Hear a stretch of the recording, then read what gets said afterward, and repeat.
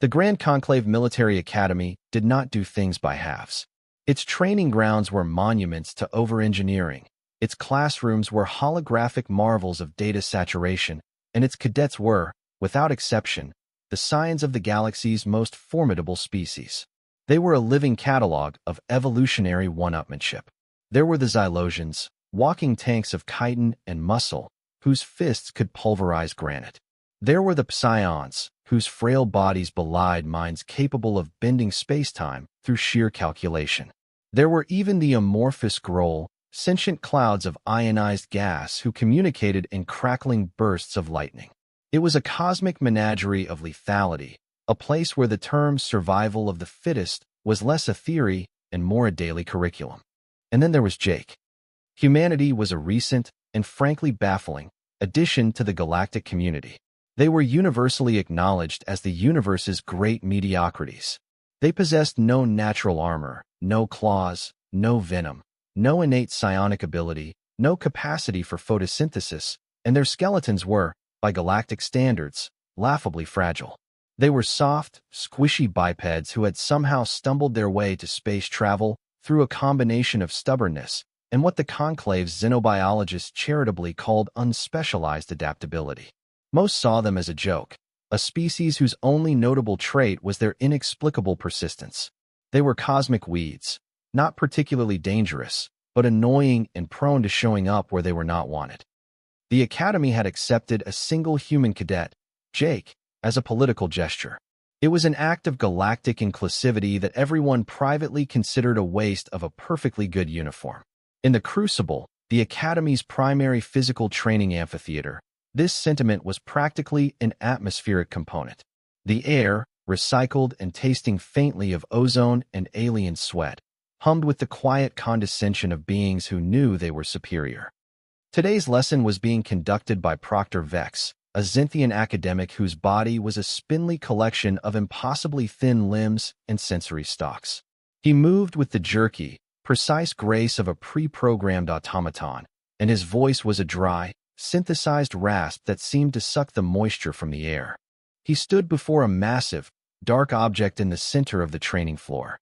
"Cadets," Vex began, his primary optical stalk swiveling to encompass the diverse group assembled before him.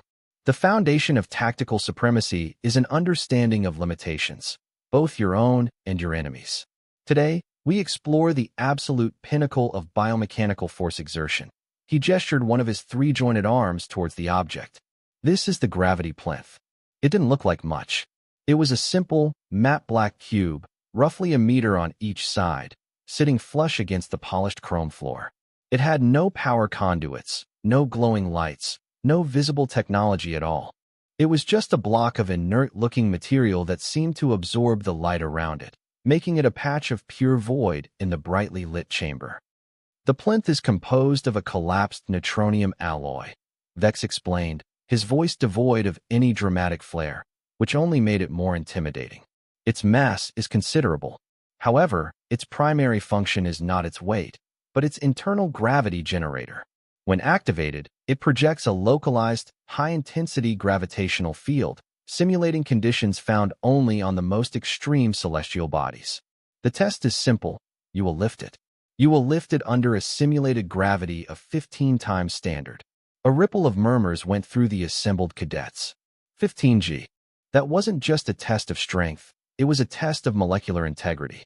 For many species, it was a theoretical limit beyond which their own bodies would simply fail. Vex let the weight of his words settle. "This is a benchmark. It is designed to find your breaking point. It is calibrated to be the theoretical maximum lift for a Class 4 bipedal organism, such as our esteemed Xylosian cadets." He nodded an optical stalk toward the largest of the chitinous warriors, a mountain of dark green carapace named Cthar. Cthar slammed a fist against his chest plate, producing a sound like a car crash. It was his species' equivalent of a confident smile. He was the strongest cadet in his cohort, a being whose entire existence was dedicated to the perfection of physical force. He looked at the plinth not as a challenge, but as a confirmation of his own power. Proctor Vex's gaze swept across the room, past the shimmering crystalline forms and the hulking reptilians, and for a brief, dismissive moment, it landed on Jake. The human was standing at the back, looking thoroughly and disappointingly average. He wasn't particularly tall or short, muscular or thin. He wore the standard gray academy uniform, which on the other cadets looked like a second skin stretched over impressive alien physiology. On Jake, it just looked like a comfortable set of pajamas. Of course, Vex added, a dry, almost imperceptible note of academic disdain in his voice. Some species are not designed for such exertions. The human physique, for example, is a study in inefficiency. Low muscle density, a fragile endoskeleton, and a lamentable lack of redundant organ systems. A textbook example of a Class II life form from a low-gravity death world, he paused. Forgive me. My apologies. A low-gravity garden world. Several cadets chuckled. The term death world was reserved for planets where the environment itself was an active and relentless predator. Planets with crushing gravity, toxic atmospheres, and hyper-aggressive fauna. Earth, with its placid blue oceans and mild climate, was considered the galactic equivalent of a petting zoo. It was common knowledge that humanity's greatest evolutionary pressure had been boredom. Jake just offered a small, polite smile and a slight shrug, as if to say, "You're not wrong." He was leaning against a support column, looking less like a military cadet and more like a tourist who had wandered into the wrong exhibit. Thar, bristling with pride from the proctor's earlier mention, stomped over to Jake. His massive form blotted out the light, his shadow falling over the human like a shroud. Thar was nearly 3 meters tall, and his carapace was a complex landscape of overlapping plates and defensive spikes. His face was a fearsome collection of mandibles and compound eyes. "Human," Thar rumbled, his voice a deep baritone that vibrated in Jake's chest. "Do you comprehend the forces we speak of? Your bones will turn to powder." Jake looked up from his casual lean, his expression one of mild curiosity. "Powder, you say? That sounds messy. Will I have to clean it up?" Thar's mandibles clicked in confusion. It was a common reaction to Jake. The human's responses never seemed to align with the gravity of the situation.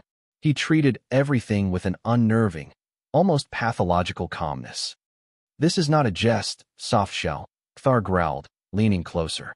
The smell of ozone and something vaguely like burnt cinnamon wafted from him. "My weakest appendage has a higher tensile strength than your entire torso. You have no claws, no armor. You are biologically unarmed. How did your kind even survive long enough to invent fire?" "Oh, you know," Jake said, pushing himself off the wall and stretching his arms over his head with a soft groan. "We got by. Persistence, mostly. And we found that throwing rocks worked surprisingly well. You'd be amazed what you can accomplish with a well-aimed rock," he winked. "And opposable thumbs. They're real game changers. You should try them sometime." Thar stared, his multifaceted eyes trying to parse the statement for any sign of logical meaning. He found none. He concluded, as most did, that the human was simply insane, a product of a species that had evolved without any real challenges and had thus become mentally untethered from reality. He made a sound of disgust, a low chittering noise deep in his throat, and stomped back to the front of the group, eager to prove what real strength looked like. Proctor Vex gestured to the first cadet in line, a silicon-based life form whose crystalline body refracted the light into 1,000 tiny rainbows. "Cadet Zorp, you may begin." The challenge was officially underway. Cadet Zorp approached the plinth, its crystalline limbs scraping against the floor. It placed its appendages on the cube and strained. The light passing through its body warped and twisted with the effort. A low-frequency hum emanated from its core. But the plinth did not move, not even a millimeter. After a full minute, a tiny fracture appeared on Zorp's primary lifting arm, and it recoiled with a sharp chime of pain. Failure. One by one, the cadets tried and failed. A hulking, four-armed grok managed to make it vibrate slightly before his lower back made a sickening popping sound. A lithe, bird-like avian tried to use leverage and momentum, only to bounce off the plinth's immovable surface like a child's toy. The Groll, the sentient gas cloud, attempted to envelop the cube and lift it with electromagnetic fields, but its form merely dissipated against the plinth's gravitational shielding, leaving it looking like a deflated balloon of static. The crucible became a theater of futility. Each attempt was a testament to the sheer, uncompromising difficulty of the task. The air grew thick with the sounds of straining muscles, groaning exoskeletons, and the quiet, crushing finality of defeat. Proctor Vex observed it all with the detached air of a scientist watching bacteria fail to penetrate an antibiotic. This was all according to his calculations. Finally, it was Kthar's turn. The Xylosian warrior strode to the center of the room, his heavy footfalls echoing with purpose. He cracked his knuckles, a sound like boulders grinding together, and took his stance. He was the epitome of raw, biological power. He was a living siege engine. He roared, a deafening blast of sound that was pure aggression, and wrapped his four massive, clawed hands around the plinth. His muscles, coiled beneath his carapace like pressurized pythons, bunched and strained. The plates of his chitinous armor groaned under the stress, scraping against each other. Veins bulged on his neck, thick as cables. For a moment, nothing happened. The plinth remained as indifferent as a mountain. Then, with another earth-shaking roar, something shifted. The bottom edge of the plinth lifted from the floor. A hair's breadth, then a centimeter. The chrome floor beneath it was revealed, pristine and mocking. Kthar's entire body trembled with the colossal effort. His compound eyes were wide, focused on a reality that consisted of nothing but this single, impossible task. He put every ounce of his species' evolutionary legacy into the lift. The plinth rose 5 centimeters, then 10. It reached his knees. Kthar's legs began to buckle, his breath coming in ragged, desperate heaves. The localized gravity field was trying to pull him and the cube through the floor and into the planet's core. He held it there for 3 agonizing seconds, a monument to defiance. Then, his strength gave out. With a final, frustrated cry, he dropped the plinth. It didn't make a sound. It simply settled back into place, its internal dampeners absorbing the entirety of the impact. It was as if it had never moved. Kthar was on his hands and knees, panting, his powerful body utterly spent. The other cadets stared in awe. He had lifted it. He had actually lifted the impossible object. Proctor Vex made a notation on his datapad. Impressive, Cadet Kthar. A lift of 10 centimeters for 3 seconds. A new Academy record. You have demonstrated the very peak of Class 4 biomechanics. It was the highest praise Vex was capable of giving, delivered with all the warmth of a weather report. And then, there was only one cadet left. Cadet Jake, Vex said, his tone suggesting this was a mere formality, like tidying up after the main event. You may proceed. Jake pushed himself off the wall again and ambled toward the center of the room. His walk was casual, unhurried. He didn't look like a warrior approaching a challenge. He looked like a man deciding what to have for lunch. The other cadets watched him with a mixture of pity and morbid curiosity. Kthar, still catching his breath, glared at the human with contempt. This softshell was about to humiliate himself. Jake reached the plinth. He didn't immediately try to lift it. Instead, he walked a slow circle around it, examining it from all angles. He tapped it once with his knuckle. It made a dull, dense thud. Interesting, he murmured to himself. Then he looked up at Proctor Vex. Question. Vex's optical stalk twitched in irritation. What is it, Cadet? Which way is up? Jake asked, his face a mask of genuine curiosity. A wave of confusion washed over the alien cadets. The question was absurd. Up was the direction opposite the floor.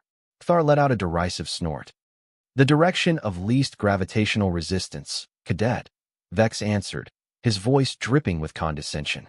As it is in any stable environment. Right, of course, Jake said, nodding thoughtfully. Just wanted to be sure. It's a bit like trying to assemble IKEA furniture in the dark if you get the orientation wrong.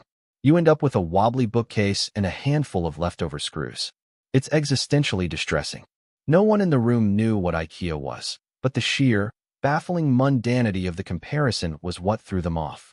He was comparing this monumental test of strength to assembling furniture. Kthar saw it as a mockery of his own epic struggle. Proctor Vex saw it as further proof of the human's cognitive deficiencies. Jake finished his inspection and faced the plinth. He took a deep breath, like a singer preparing to hold a long note. He bent his knees, getting low to the ground. But he didn't wrap his arms around it like Kthar had. He didn't even use both hands. Instead, he crouched down, slid one hand under the bottom edge of the cube, and placed his palm flat against the cold, unyielding surface. Just one hand. Thor was about to laugh. The sheer arrogance was astounding. To think that one of those soft, five-fingered appendages could do what his four mighty, clawed limbs had barely managed, it was the height of delusion. Jake closed his eyes for a second. He took another slow, controlled breath. Then he opened them. And he lifted.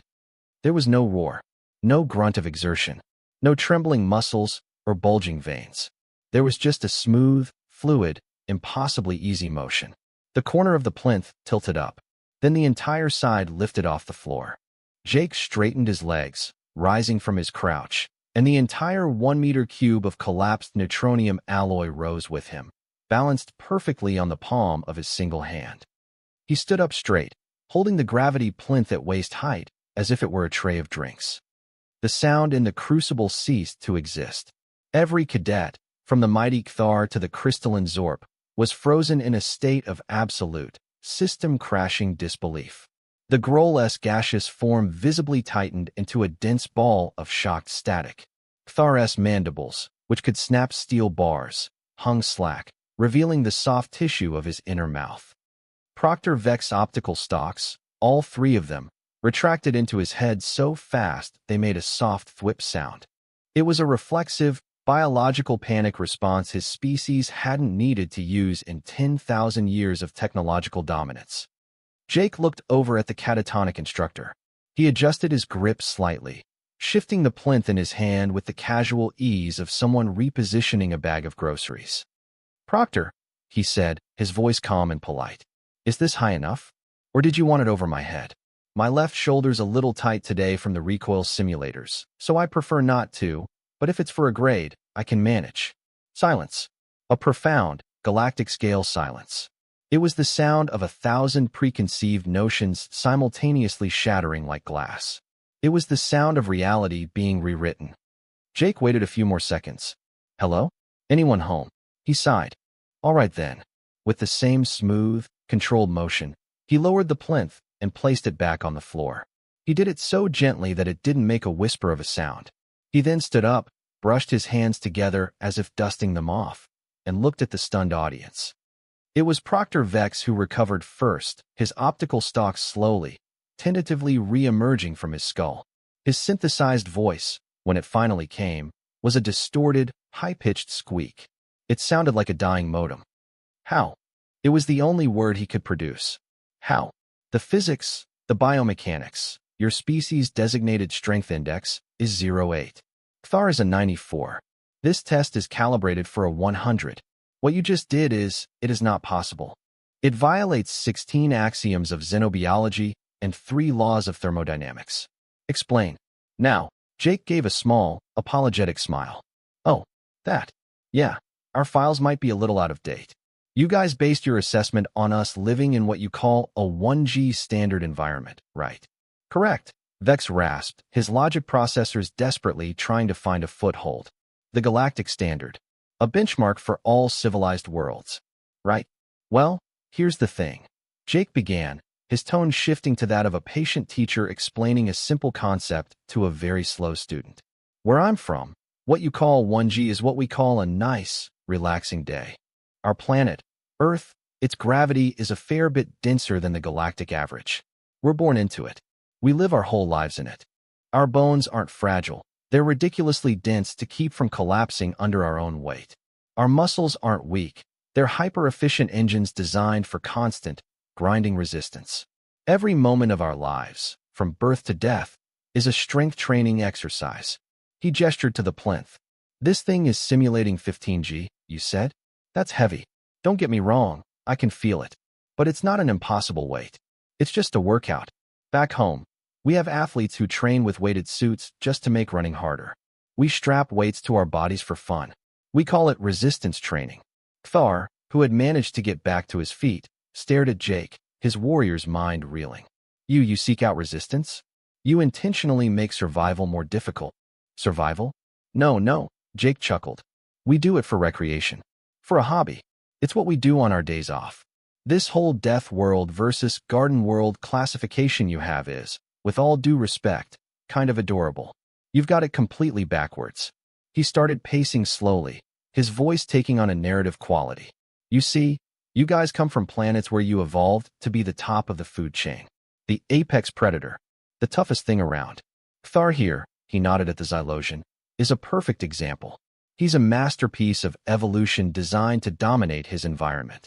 Nothing on his homeworld could reasonably challenge him. He's the final boss. On Earth, Jake continued, a wry smile playing on his lips, we're not the final boss. We're the ones who survived the tutorial level where everything, and I mean everything, is trying to kill you. You think Thar's claws are impressive? We have house cats that are tiny, domesticated versions of predators that can hunt 2,000-pound buffalo. We have bears. A bear is a 10-foot-tall mountain of muscle, claw, and teeth that can run faster than our best sprinters and thinks our cars are inconveniently crunchy snack containers. And they're not even the scariest thing in the woods. He held up a hand, ticking off points on his fingers. We have snakes whose venom can liquefy your internal organs in minutes. We have spiders the size of your hand. We have insects that carry plagues, ocean creatures that can kill you with a single touch, and that's before we even get to the weather. We have hurricanes, tornadoes, earthquakes, volcanoes, blizzards. Our planet is actively, creatively, and constantly trying to murder us. We don't have a rainy season. We have a drown-in-your-own-house season. The other cadets were listening with a dawning, collective horror. Their own homeworlds, once sources of pride for their harshness, now sounded like galactic vacation resorts. So, our bodies adapted, Jake said, his voice growing quieter, more intense. We didn't grow armor, so we had to build it. We didn't grow claws, so we learned to sharpen sticks and rocks, and eventually, to forge steel and split the atom. We're not strong in the way you are, Thar. You're strong like a fortress. We're strong like water. We adapt. We flow. We wear down mountains over time. You call our persistence a primitive trait. We call it our single greatest weapon. It's the sheer, bloody-minded stubbornness of a species that refused to lie down and die for 1,000,000 years of being nature's favorite chew toy. He stopped and looked directly at Proctor Vex, whose scientific certainty was now a heap of smoking rubble. And you want to know the real secret? The reason a soft-shell human can do what a Xylosian warrior can't. Vex could only nod, his primary optical stalk trembling. Adrenaline and cortisol. We are absolute masters of stress response chemistry. When we get scared or angry, our bodies flood with a cocktail of chemicals that turns us into monsters.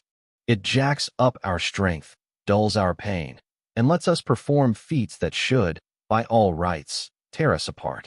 We can literally lift cars off of people. We call it hysterical strength. You see our calmness and think it's weakness or insanity. It's not. It's control. It's the conscious suppression of the panic button because we know what happens when we push it. He took a breath. Before I enlisted, I had a job. I was a kindergarten teacher. The statement landed with the force of a physical blow. The aliens looked at each other, their translators struggling to find a suitable analog. The closest concept was larval stage mind sculptor. Kindergarten, Jake explained, is a room containing 30 small, newly sapient humans who have no concept of danger, no impulse control, and a level of chaotic energy that could power a small starship. They are walking, talking, screaming agents of pure entropy. They run with scissors. They eat glue. They stick fingers in electrical sockets. My job was to keep all of them alive for 8 hours a day, 5 days a week, and to teach them to share. You want to see psychological warfare? You want to see tactical negotiation under extreme duress? You try mediating a dispute over who gets the last red crayon. The gravity plinth is a heavy object. A screaming 5-year-old having a temper tantrum in a crowded supermarket is a weapon of mass destruction. The crucible was now a tomb of shattered worldviews. Thar was staring at his own hands, these instruments of power that had defined him his entire life. He looked at them, then at Jake's simple, bare hands. His honor, his identity, his entire understanding of strength had evaporated. He wasn't a warrior. He was a pampered child from a safe neighborhood who had just met someone from the galactic slums. Proctor Vex was frantically manipulating his datapad, his slender fingers flying across the holographic interface. He was cross-referencing Earth's atmospheric composition, its solar radiation levels, its ridiculously oversized moon, its violent tectonic activity. The data had always been there, but it had been misinterpreted, filed under geologically unstable but biologically placid. He now saw it for what it was, the technical specifications for a planet-sized blender. He wasn't looking at a cadet. He was looking at a survival mechanism forged in hell. Jake clapped his hands together, the sound startlingly loud in the silence. So, that was a good warm-up. Are we done for the day? I was hoping to hit the commissary before the lunch rush. I heard they have a nutrient paste that almost approximates the flavor of vanilla ice cream. After a good workout, you really need to replenish your electrolytes, you know? He turned and started walking toward the exit, his footsteps echoing in the cavernous room. The other cadets instinctively parted, clearing a path for him as if he were royalty or perhaps a plague. They saw him now, not as the weak, laughable human, but as something else entirely, something ancient and terrifyingly capable.